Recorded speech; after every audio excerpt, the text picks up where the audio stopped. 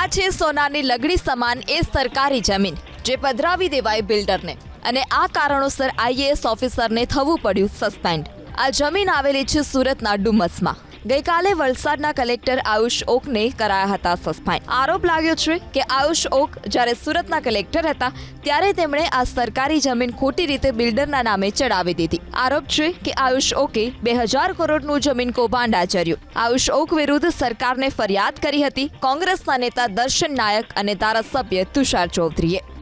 29 તારીખે એમણે પોતે સરકારના વાડી તરીકે સુમોટો દાખલ કરીને કદાચ ઇતિહાસમાં પહેલી વખત કે વાડી ફરિયાદી તરીકે પોતે નિર્ણય કરવાનો હોય અને એમણે પોતે પ્રતિવાદીના ફેવરમાં આ હુકમ ઘણોટિયાનું નામ દાખલ કર્યું હતું. એટલે સમગ્ર પ્રક્રિયામાં બંધારણીય રીતે કાયદાકીય રીતે સરકારી નીતિ નિયમનો ભંગ કરીને પોતે કોઈ જમીન માફિયા હોય અને રાજકીય આગેવાનોના મેળાપીપણામાં જમીનના માફિયાઓના મેળાપીપણામાં પોતે લેન્ડ ગ્રેબિંગ કર્યું હોય એ પ્રકારનું કૃત્ય કર્યું હતું.